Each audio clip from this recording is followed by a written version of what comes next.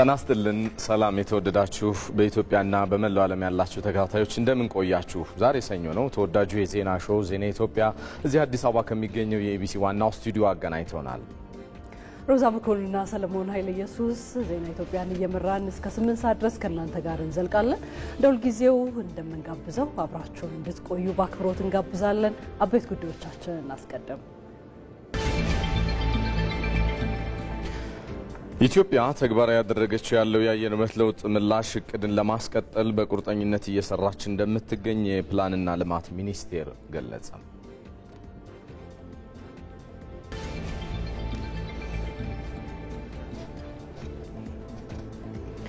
የትምህርት ሚኒስትሩ ፕሮፌሰር ብርሃኑ ነጋ ግጭቶች በትምህርት ዘርፉ ላይ የትውልዱን የወደፊት እድል እያደናቀፉት መሆኑን ተናገሩ። በአማራ ክልል የትምህርት ንቅናቄ መድረክ እየተካሄደ ይገኛል።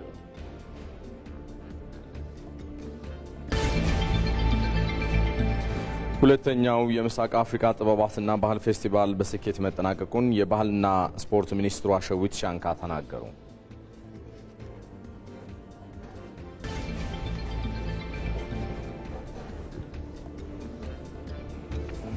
ከውጪ እስራኤል በጋዛ በሚገኝ ሆስፒታል ላይ በሰነዘረችው ጥቃት ከፍተኛ የሐማስ ባለስልጣን መገደሉ ተሰማ። የሚሉት ለዜና ኢትዮጵያ ያዝናቸው አበይት ጉዳዮች ናቸው።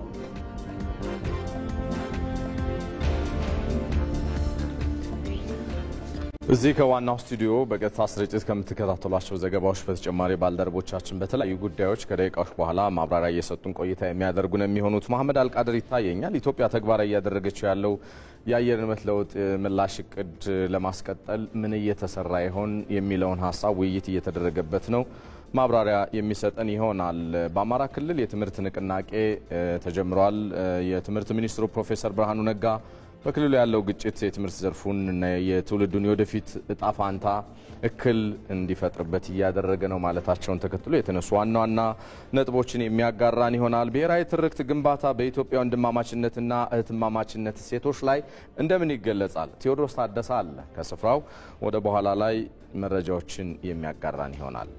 ከዚህ ከስቱዲዮ ደግሞ ተጨማሪ የሆኑ የቢዝነስና የስፖርት መረጃዎች ወደ እናንተ የሚደርሱ ይሆናል። አበይት ጉዳዮቹን ሊያደርሱን ወይንሸት ደጀኔና ሰለሞን አባቡ ይጠብቋችኋል። በዛሬው የዜና ኢትዮጵያ የቢዝነስ ሰዓታችን ወደ እናንተ ከምናደርሳቸው ጉዳዮች መካከል በተኪ ምርት የተሰማሩ ተቋማትን የተመለከተ ዘገባ ይዘናል። እንዲሁም የዕለቱን የውጭ ምንዛሪና ዓለም አቀፍ የግብይት መረጃዎችን ይዤ እኔ ወይንሸት ደጀኔ ካፍታ በኋላ እመልሳለሁ። ጥሩ ጊዜ ከዜና ኢትዮጵያ ጋር። ጤና ይስጥልን ተመልካቾች። በዜና ኢትዮጵያ ከምንመለከታቸው የስፖርት ጉዳዮች መካከል በዓለም የቤት ውስጥ ሻምፒዮና ኢትዮጵያ 2 ወርቅና 3 ብር በማሳካት ከአፍሪካ በቀዳሚነት ከዓለም 3ኛውን አጠናቃለች። እንዲሁም በአውሮፓ ኔሽንስ ሊግ ፈረንሳይ፣ ስፔን፣ ፖርቹጋልና ጀርመን ወደ ግማሽ ፍጻሜ ማለፋቸውን አረጋግጠዋል። እነዚህና ተጨማሪ ጉዳዮችን ይዤ ወደ በኋላ እመለሳለሁ። ሰለሞን አባቡ ነኝ። ዜናዎችን እየተከታተላችሁ አብራችሁን እንድትዘልቁ በድጋሚ እንጋብዛለን። በቅድሚያም የጋምቤላ ክልል ምክር ቤት 4ኛ የሥራ ዘመን 7ኛ መደበኛ ጉባኤውን ማካሄድ ጀመረ። የክልሉ ምክር ቤት ዋና አፈ ጉባኤ ወይዘሮ ባንቻየሁ ድንጌታ ምክር ቤቱ በበጀት ዓመቱ የመጀመሪያዎቹ 6 ወራት የሕግ የበላይነት እንዲረጋገጥ በማስቻል በኩል ዘላቂ ሰላም ለማስፈን ትኩረት ሰጥቶ እየሰራ ስለመቆየቱ አብራርተዋል። የምክር ቤቱ ጉባኤ በሚኖረው ቆይታ የ2017 የበጀት ዓመት የመጀመሪያዎቹ 6 ወራት የልማትና የመልካም አስተዳደር እቅድ አፈጻጸም እንደዚሁም የክልሉ ጠቅላይ ፍርድ ቤትና የዋና ኦዲተር መስሪያ ቤቶች የስራ ክንውን ሪፖርት ላይ እንደሚመክርም ዋና አፈ ጉባኤዋ ገልጸዋል። በተጨማሪም ጉባኤው የቀጣይ ግማሽ ዓመት የተከለሰ የልማትና የመልካም አስተዳደር እቅድ ላይ እንደዚሁም በተለይም ረቂቅ አዋጆቹ ላይ ተወያይቶ እንደሚያጸድቅ ውሳኔዎችን መርምሮ እንደሚያሳልፍም የሚጠበቅ ነው። ሪፖርተራችን ሚፍታ አብዱልቃድር እንደዘገበው ምክር ቤቱ በክልሉ ርዕሰ መስተዳድር አለሚቱ ኡሙድ የቀረበውን የ2017 የግማሽ ዓመት የልማትና መልካም አስተዳደር እቅድ አፈጻጸም ሪፖርትንም አድምጧል። የሲዳማ ብሔር ዘመን መለወጫ በዓል ፍቼ ጨምበላላ ባህላዊ ስርዓቱንና እሴቱን ጠብቆ እንዲከበር ዝግጅት መደረጉን የክልሉ ባህል ቱሪዝምና ስፖርት ቢሮ ገለጸ። ለበዓሉ አከባበር የተደረጉ ዝግጅቶችን በተመለከተ የቢሮው ኃላፊ አቶ ጀጎ አገኘው ለመገናኛ ብዙሃን መግለጫ ሰጥተዋል። በተባበሩት መንግስታት የትምህርት የሳይንስና ባህል ተቋም ዩኔስኮ ከተመዘገበ ዘንድሮ 10ኛ ዓመቱን ያስቆጠረው የፍቼ ጨምበላላ በዓል ከኢትዮጵያ አልፎ በተለያዩ የዓለም ሀገራት እየተከበረ ነው ያሉት አቶ ጀጎ አገኘው ይህ ሀብት ተጠብቆ ለትውልድ እንዲተላለፍ እየተሰራ መሆኑንም ገልጸዋል። አሁን ደግሞ በቀጥታ ስርጭት ባልደረቦቻችን ከያሉበት መረጃዎችን ወደሚያጋሩባቸው ዘገባዎች እንሻገራለን። ኢትዮጵያ ተግባራዊ እያደረገች ያለችው የአየር ንብረት ለውጥ ምላሽ እቅድን ለማስቀጠል በቁርጠኝነት እየሰራች እንደምትገኝ የፕላንና ልማት ሚኒስቴር ገለጸ። ኢትዮጵያ ባለፉት 5 ዓመታት የአየር ንብረት ለውጥን ለመቋቋም በርካታ ጥረቶች ማከናወኗን የፕላንና ልማት ሚኒስትር ዴኤታ ስዩም መኮንን ገልጸዋል። ሚኒስትር ዴኤታው ሁለቱ የአየር ንብረት ለውጥ ምላሽ እቅዶችን በተግባር ኢትዮጵያ የደን ሽፋኗን ከማሳደግም ባለፈ የግብርና ምርታማነት መጨመር እንዳስቻለም አብራርተዋል። ኢትዮጵያ በእነኛ ዓመታት የተገበረችው በፈቃደኝነት ላይ የተመሰረተ የአየር ንብረት ለውጥ ምላሽ እቅድ 3ን ለተግባራዊ ለማድረግ የቅድመ ዝግጅት ትግበራ እያከናወነች እንደምትገኝም ተብራርቷል። እዚህ ጉዳይ ላይ እንቆያለን። የተወደዳችሁ ይህንን ውይይት እየተከታተለ የሚገኘው ዘጋቢያችን መሐመድ አልቃድር ተጨማሪዎችን ሊያጋራን በቀጥታ መስመራችን ላይ ነው የሚገኘው። ሰላም ላንተ መሐመድ፣ እንደምን ቆየህ? እስኪ በሶስተኛው በፈቃደኝነት ላይ የተመሰረተ የአየር ንብረት ለውጥ ምላሽ እቅድ ላይ ምን ጉዳዮች ተነሱ? ከዚህ በፊት በአየር ንብረት ለውጥ ላይ ኢትዮጵያ ሄደችባቸው ዋና ዋና የእቅድ አምዶች ያስገኛቸው ውጤቶችስ መገለጫዎቹ የትኞቹ ናቸው የሚሉትን ልትነግረን ትችላለህ? አመሰግናለሁ ሰለሞን። እንግዲህ የአየር ንብረት ለውጥንና ኢትዮጵያን ስናነሳ በርካታ የሆኑ ጉዳዮችን መመልከት እንችላለን። በአየር ንብረት ለውጥ ሳቢያ ኢትዮጵያ በርካታ የሆኑ ጉዳቶች፣ ችግሮች ደርሰውባታል። ድርቅን ማንሳት እንችላለን። ለበርካታ ዓመታት በድርቅ ፈተናዎች ውስጥ ቆይታለች ኢትዮጵያ። ከዛም ባሻገር እንግዲህ በጎርፍ አደጋዎችም የአየር ንብረት ለውጥ ተጽዕኖን መቋቋም ተስኖን የጎርፍ አደጋዎችም የደረሱባቸውን ጊዜዎች እናስታውሳለን። እንግዲህ እነዚህ የአየር ንብረት ለውጥ ተጽዕኖን ለመቋቋም የሚያስችሉ በርካታ ስራዎችን ሀገሪቱ እየሰራች እንደምትገኝ ነው የሚታወቀው። ለአብነትም እንግዲህ ባለፉት 5 ዓመታት የተከናወኑ የአየር ንብረት ለውጥ መቋቋሚያ ወይንም የምላሽ እቅዶችን ብንመለከት በርካታ ነገሮች የተገኙበት እንደሆነ ተነስቷል። የፕላንና ልማት ሚኒስትር ዴኤታ ስዩም መኮንን የግብርና ምርቶችን በማሳደግ እንዲሁም ደግሞ የእንስሳት የሚሞቱበትን በአየር ንብረት ለውጥ ሳቢያ በድርቅ ተጎድተው የሚሞቱበትን ሂደት ለመቀነስ በርከት ያሉ ስራዎችን መሰራታቸውን ነው ያነሱት። እንግዲህ አሁን 2 የሚደርሱ ትግበራዎችን በተለይም የአየር ንብረት ለውጥን መቋቋም የሚያስችሉ የምላሽ እቅዶችን ተግባራዊ ያደርጋለች ባለፉት 5 ዓመታት። በእነዚህም በርካታ ለውጦችን ተከናውነዋል። የአረንጓዴ አሻራ መርሃ ግብር አንስተዋል ለአብነት ሚኒስትር ዴኤታው። ይህ የአረንጓዴ አሻራ መርሃ ግብር ከ40 ቢሊዮን በላይ ችግኞች ተተክለውበት የግብርና ምርቶች ያደጉበት የደን ሽፋንም የጨመረበት በዚህ በጠቅለል ተደርጎ ስንመለከተውም የአየር ንብረት ለውጥን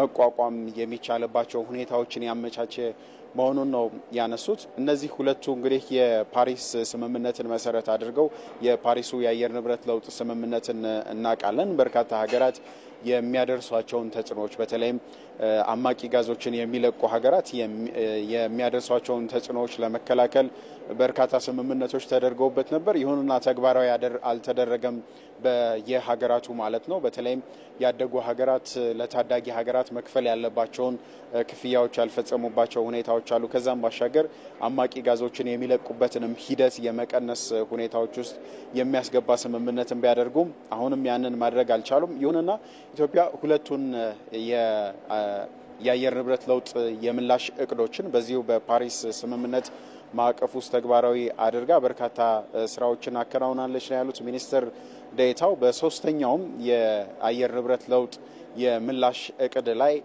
እንግዲህ ይህንን የተሰሩ ስራዎችን የማጠናከር በተለይም የአረንጓዴ አሻራ መርሃ ግብር ስራዎችን ማጠናከር የእንስሳት ሀብቶች እንዲለሙ የሚያደርግ ነውና እሱን የማስቀጠል ስራዎች ይከናወናሉ። በጥቅሉ የአየር ንብረት ለውጥ እንቅስቃሴዎች ላይ የፋይናንስ ድጋፎች ያስፈልጋሉ። ይህንን ለማድረግም ስራዎችን እንሰራለን ነው ያሉት።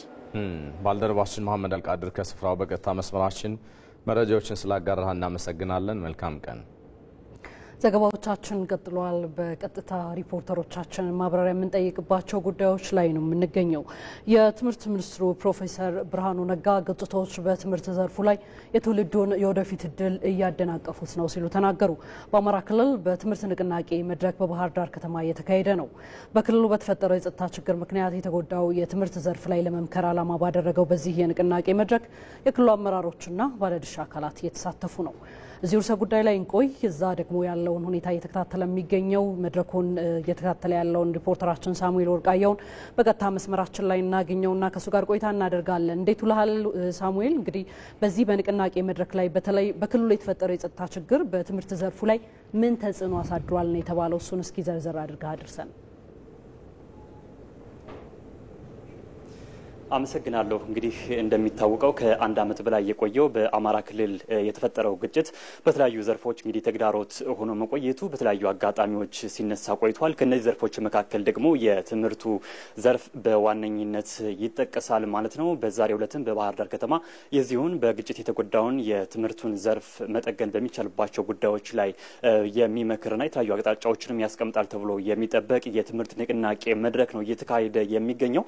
በዚሁ የንቅናቄ መድረክ ላይ ንግግር ያደረጉት የትምህርት ሚኒስትሩ ፕሮፌሰር ብርሃኑ ነጋ በተለይም ደግሞ እንደ ሀገር አቀፍ ደረጃ በሰው ሰራሽ በተፈጥሮና እንዲሁም ደግሞ በሚፈጠሩ ግጭቶች ምክንያት በዚህ ዓመት ከ7 ሚሊዮን በላይ ህጻናት ከትምህርት ገበታቸው ውጪ መሆናቸውን ተናግረዋል። ከዚህም ቁጥር ውስጥ ደግሞ በአማራ ክልል የተፈጠረው የጸጥታ ችግር ከ4 ሚሊዮን በላይ የሚሆኑ ህጻናትን ከትምህርት ገበታቸው እንዲፈናቀሉ ማድረጋቸውን አስታውቀዋል። ከዚህ ውጭም በተለይም ደግሞ በርካታ ትምህርት ቤቶችም የትምህርት ስርዓቱን በመዝጋት ስራ ማቆማቸውን ነው የገለጹት። በመሆኑም እንደነዚህ አይነት የትምህርት ስርዓቱ ላይ ተጽዕኖ የሚያሳድሩ ግጭቶችን እልባት መስጠትና በተለይም ደግሞ በትምህርቱ ዘርፍ ላይ የሚስተዋሉ ችግሮችና ማነቆችን በመፍታት ወደ ነበረበት መመለስ እንደሚገባ ነው ያሳሰቡት። ይህን ካላደረግም በተለይም እንግዲህ እንደሚታወቀው ትምህርት በትውልድ ግንባታ ላይ የሚያሳድረውን ተጽዕኖ የሚታወስ ነውና በተለይም ደግሞ ይህንን ካላደረግን ትውልዱን ከመገንባት አኳያ የራሱን አስተዋጽኦ የራሱን አሉታዊ ተጽዕኖና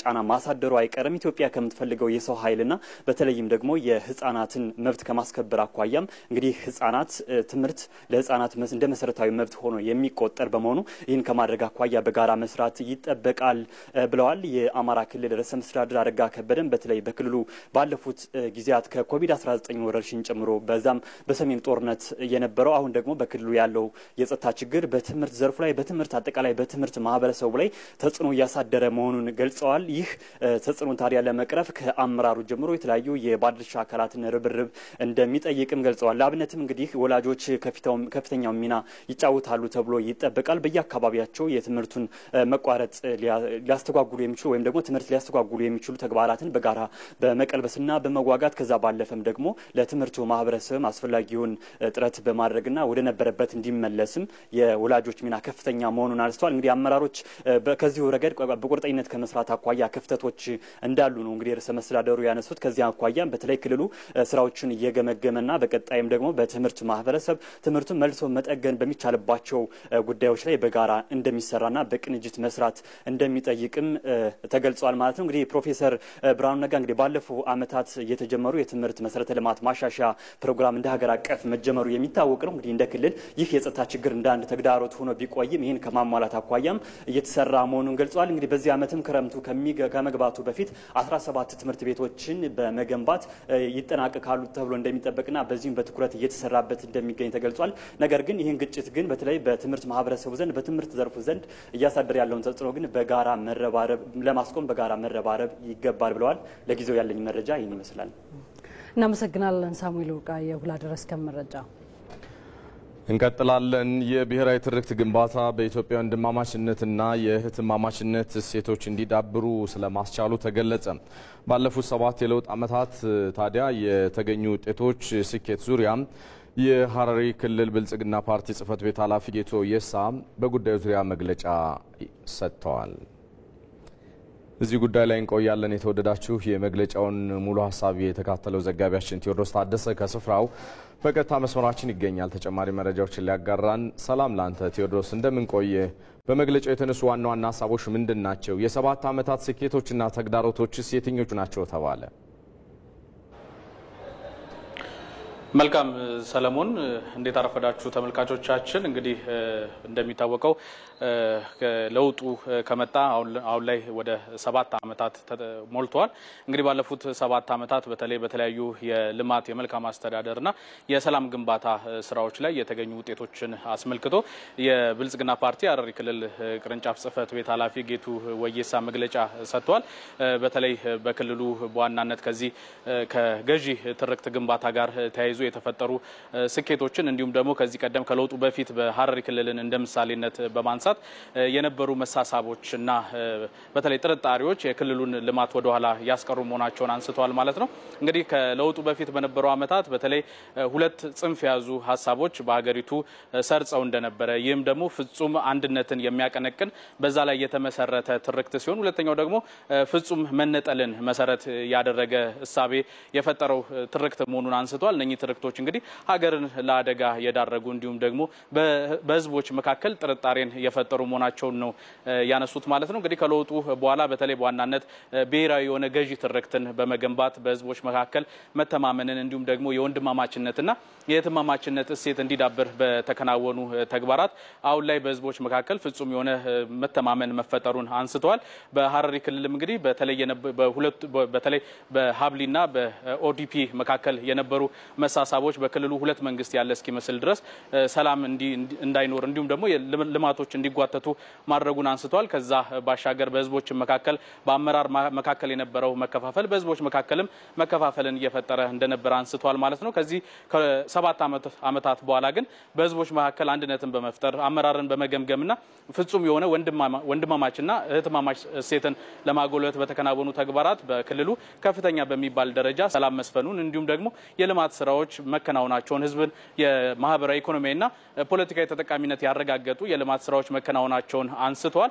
በአጠቃላይ እንደ ሀገርም ባለፉት 7 ዓመታት የተከናወኑ ተግባራት ገዢ ትርክትን ብሔራዊ ትርክትን ከማዳበር አኳያ አሁን ላይ ውጤቶች የተመዘገበባቸው መሆናቸውን ነው ያነሱት።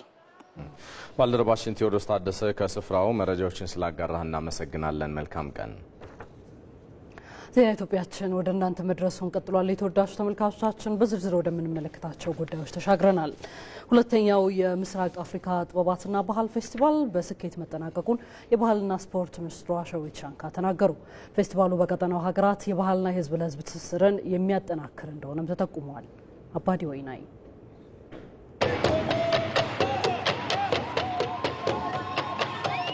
በአዲስ አበባ ለ4 ቀናት ሲካሄድ የቆየው ሁለተኛው የምስራቅ አፍሪካ ጥበባትና ባህል ፌስቲቫል በድምቀት ተጠናቋል። ከኢትዮጵያ ጨምሮ ከተለያዩ የምስራቅ አፍሪካ ሀገራት የመጡ የባህልና ጥበባት ልዑካን የሀገራቸውን ባህል የሚያሳይ ስራ በስፋት አቅርበዋል። ፌስቲቫሉ የጥናትና ምርምር ሲምፖዚየም፣ የሰርከስ ትርኢት፣ ባህላዊ ሙዚቃዎች፣ ፊልም፣ የእደ ጥበባት ውጤቶችን ጨምሮ በርካታ ትዕይንቶች ያስተናገደ ነበር።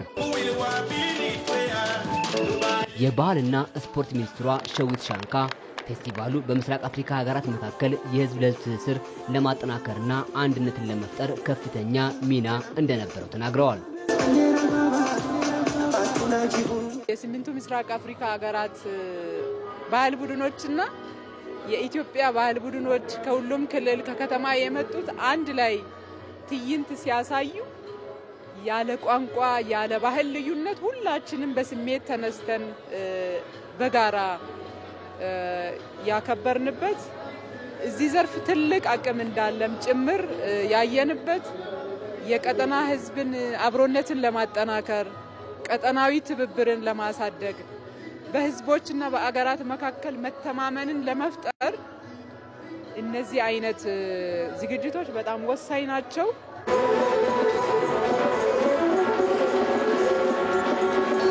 ፌስቲቫሉ ኢትዮጵያ ያሏትን የባህል ጸጋዎች ያስተዋወቀችበት ነበር ያሉት የባህልና ስፖርት ሚኒስትሯ ሸዊት ሻንካ በስኬት ማጠናቀቅ ተችሏል ብለዋል። ኪነ ጥበብን የበለጠ መጠቀም እንዳለብንና ያለን አቅም አውጥተን መጠቀም እንዳለብን እኛም ይሄን ጉዳይ ስትራቴጂካሊ ለመምራት ጥናትና ምርምርን በማድረግ ስትራቴጂ ማዘጋጀት እንዳለብን ትምህርት የወሰድንበት እኛ ያዘጋጀነው ፌስቲቫል በጣም ስኬታማ ኢትዮጵያ በባህል ዘርፍ ያላትን አቅም በደንብ አጉልተን ያሳየንበት ቀጠናው ላይ ያለንን ሚና በደንብ አጉልተን ያሳየንበት ትልቅ ዝግጅት ነው ያደረግነው። ፌስቲቫሉ ቀጣይነት እንዲኖረው መግባባት ላይ መደረሱን የገለጹት ሚኒስትሯ ይህም የቀጠናውን ብዝሃ ማንነት ለማስተዋወቅ ያግዛል ብለዋል። የሚኒስትሮች ፎረም ደግሞ ኢትዮጵያ እንድትመራም ጭምር የመጡ ምስራቅ አፍሪካ ሀገራት የመረጡበት ቀጣይ የጋራ ምንሰራቸው ጉዳዮች ለይተን የስምምነት ማዕቀፍ ኖሮን በጋራ መግባባት በጋራ እንሰራለን በሚልም ጭምር አንዴ ተጀምሮ የሚቆም ሳይሆን ዘላቂ ሆኖ እንዲቀጥል እያንዳንዱ አገር ከራሱ ነባራዊ ሁኔታ ህዝብን አንድ በሚያደርጉ ጉዳዮች ላይ የተለያዩ ፌስቲቫሎች ማዘጋጀት እንዳለብን የተግባባንበት ይሄኛው ፌስቲቫል ግን እንደ ኢትዮጵያ አስተናጋጅነት ዘላቂ አድርገን የምናዘጋጀው ይሆናል። በዚህ ፌስቲቫል ኢትዮጵያን ጨምሮ ሌሎች 9 የምስራቅ አፍሪካ ሀገራት ተሳታፊ ነበሩ። ወደ ሌላኛውና በዝርዝር ልንመለከተው ወደ መረጥነው ጉዳይ ይሻገራለሁ። ኢትዮጵያ የአየር ንብረት ለውጥን ለመከላከል ሲባል እየተገበረች ያለው የማይበገር የአረንጓዴ ኢኮኖሚ ልማት ለሌሎች ሀገራት ልምድ የሚወሰድበት ስለመሆኑ ይነገራል። ኢትዮጵያ እንደ አውሮፓ አቆጣጠር በ2030 የበካይ ጋዝ ልቀትን ዜሮ ለማድረስም እየሰራች ትገኛለች። ዘጋቢያችን ተስፋዬ ለሜሳ በጉዳዩ ዙሪያ ተከታዩን ይዟል። ኢትዮጵያ የተገበረች በምትገኘው የማይበገር የአረንጓዴ ኢኮኖሚ እንደ አውሮፓውያኑ አቆጣጠር እስከ 2030 ድረስ የበካይ ጋዝ ልቀትን ዜሮ ለማድረስ እየሰራች ትገኛለች። ቀጣይነት ላለው የደን ልማት በአረንጓዴ አሻራ መርሃ ግብር በቢሊዮን የሚቆጠሩ ችግኞችን በመትከል እንዲሁም በትራንስፖርት ዘርፉ ተሽከርካሪዎችን በኤሌክትሪክ በመተካት የበካይ ጋዝ ልቀትን ለመቀነስ ጥረት እያደረገች ነው። ኢትዮጵያ አባል የሆነችበትና 5 የምስራቅ አፍሪካ ሀገራት የሚሳተፉበት አካታች የአረንጓዴ ኢኮኖሚ መርሃ ግብር እየተተገበረ ይገኛል። በዚህ መርሃ ግብር ታዲያ አባል ሀገራቱ የኃይል ፍጆታቸውንና የበካይ ጋዝ ልቀትን እንዲቀንሱ ይሰራል። በአዲስ አበባ በተካሄደው የምክክር መድረክ ኢትዮጵያ፣ ኬንያ፣ ዩጋንዳ፣ ታንዛኒያ እንዲሁም የሩዋንዳ ፖሊሲ አውጪዎችና የዘርፉ ባለሙያዎች ተሳትፈዋል። ብዙ ኢትዮጵያ ሰርታለች። አሁን ለምሳሌ ከ2011 ላይ የክላይሜት ሬዚሊየንት ግሪን ኢኮኖሚ ስትራቴጂያችን ነበረ። እዛ ላይ ኢነርጂ ኤፊሽንሲ አንድ ኦብጀክቲቭ ነበረ። አሁን ደግሞ 2021 ላይ ያስገባነው ናሽናሊ ዲተርማይንድ ኮንትሪቢዩሽን ይባላል። እዛ ላይ ደግሞ ኢትዮጵያ 68.8% ለመቀነስ ለዓለም አቀፍ እንትኑ ኮሚት አድርጋለች። እዚህ ውስጥ አንዱ ኢነርጂ ኤፊሽንሲ ነው። ኢነርጂ ኤፊሽንሲ ከሚተገበራቸው አብዛኞቹ ደግሞ ትራንስፖርት ሴክተር ላይ፣ ኢንዱስትሪ ሴክተር ላይ፣ ሃውስሆልድ ላይ የምንጠቀማቸው እንደገና ደግሞ ግሪን ሃውስ ጋዝን ከመቀነስ አኳያ ደግሞ ለምሳሌ ግሪን ሌጋሲውን መውሰድ እንችላለን። እንደገና ደግሞ አሁን እየተገበረ ያለው ኢ ትራንስፖርት አንደኛው ዓላማው የግሪን ሃውስ ጋዝ መቀነስ ነው። ስለዚህ ኢትዮጵያ ብዙ አክቲቪቲዎችን እየሰራች ያለች ሀገር ነች። በመድረኩ አባል ሀገራቱ የኃይል ፍጆታቸውንና የበካይ ጋዝ ልቀትን ለመቀነስ እየሰሩ ያሉትን ስራዎች አቅርበዋል። ተሳታፊዎችም በዘርፉ ኢትዮጵያ እየተገበረች ባለቻቸው ፖሊሲዎች ልምድ ማግኘታቸውን ተናግረዋል። We have been following Ethiopia and through this program when we meet we share for example your public transport በዚህ መርሃ ግብርና በሌሎችም ፖሊሲዎቿ የኢትዮጵያን ስራዎች ስንከታተል ቆይተናል። በጣም አስደናቂ ስራዎችን እየሰራች ትገኛለች። ለዩጋንዳ ጠቃሚ ልምዶችን ወስደናል። በተለይ በትራንስፖርት ዘርፉ የኤሌክትሪክ ተሽከርካሪዎች እንዲበዙ የበካይ ጋዝ ልቀትንና በኃይል ፍጆታን በመቀነስ ረገድ ጥሩ ስራ እየሰራች ትገኛለች። But we want to congratulate Ethiopia for taking the lead in this issue of electrifying public transport and other sectors as well. I think Ethiopia is doing really well. ኢትዮጵያ የበካይ ጋዝ ልቀትና የኃይል ፍጆታን በመቀነስ ረገድ ጥሩ ስራዎችን እየሰራች እንደሆነ አስባለሁ። በአረንጓዴ አሻራ፣ በታዳሽ ኃይል እንዲሁም በኤሌክትሪክ ተሽከርካሪዎች እኛ ብዙ ልምዶችን አግኝተናል። በርቱ ለማለት እፈልጋለሁ። ኢትዮጵያ ከዓመታዊ በጀቷ ላይ እስከ 1.5 በመቶ የሚሆነውን ገንዘብ ለአየር ንብረት ለውጥ መቋቋሚያና ለአረንጓዴ አሻራ መርሃ ግብር ታውላለች። ወደ ውጭ ጉዳዮች ተሻግረናል። የተወዳጁ ተመልካቾቻችን በእስራኤል በጋዛ በሚገኝ ሆስፒታል ላይ በሰነዘረችው ጥቃት ከፍተኛ የሐማስ ባለስልጣን መገደሉ ተሰማ። የሐማስ ሰዎች ለቢቢሲ እንዳረጋገጡት ቴል አቪቭ በሚገኝ ሆስፒታል ላይ በፈጸመችው ጥቃት ነው ባለስልጣኑ ለህልፈት የተዳረገው። በእስራኤል ጥቃት ህይወቱ ያለፈው ኢስማኤል ባርሁም የቡድኑ የፋይናንስ ጉዳዮች ኃላፊ ነበር። ከ4 ቀናት በፊት በእስራኤል በተፈጸመ የአየር ጥቃት መጎዳቱን ተከትሎ በሆስፒታሉ ሕክምና ሲደረግለት እንደነበረም ተጠቁሟል። እስራኤልና ሐማስ የደረሱት የተኩስ አቁም ስምምነት መራዘም ባለመቻሉ ቴል አቪቭ መጠነ ሰፊ ጥቃቶችን በጋዛ እየሰነዘረች ትገኛለች። ሀገሪቱ እስካሁን በሰነዘረቻቸው ጥቃቶች በሺዎች የሚቆጠሩ ሰዎች በጋዛ መገደላቸውንም ሐማስ አስታውቋል። በሌላ የውጭ ዜና አሜሪካና ዩክሬን በሳውዲ አረቢያ እየተወያዩ ነው። የአሜሪካና የዩክሬን ልኡካን ታዲያ በሳውዲ አረቢያ የጀመሩት ይሄ ውይይት የዶናልድ ትራምፕ አስተዳደር በሽምግልና እየተካሄደ ያለውን የሰላም ድርድር አንዱ አካል ስለመሆኑ ተገልጿል። በሁለቱ ወገኖች የሚደረገው ይሄ ውይይት በዩክሬንና ሩሲያ መካከል ያለውን ሰላምና ደህንነት ለማምጣት በተለይም የኃይል ጣቢያዎችንና ወሳኝ መሰረተ ልማቶችን ከጥቃት ለመከላከል ያለመ ስለመሆኑም ተጠቁሟል። ይህ ውይይት የሩሲያና የዩክሬን ጦርነትን ለማስቆም ከሚደረገው ከፍተኛ ውይይት በፊት እየተደረገ ያለ ስለመሆኑ የዘገበው አልጀዚራ ነው። ዜና ኢትዮጵያችን ቀጥሏል። በቀጣይነት የምናምረው ወደ ቢዝነስና ስፖርት መረጃዎች ይሆናል። ካፍታ በኋላ ዳግም እንገናኛለን።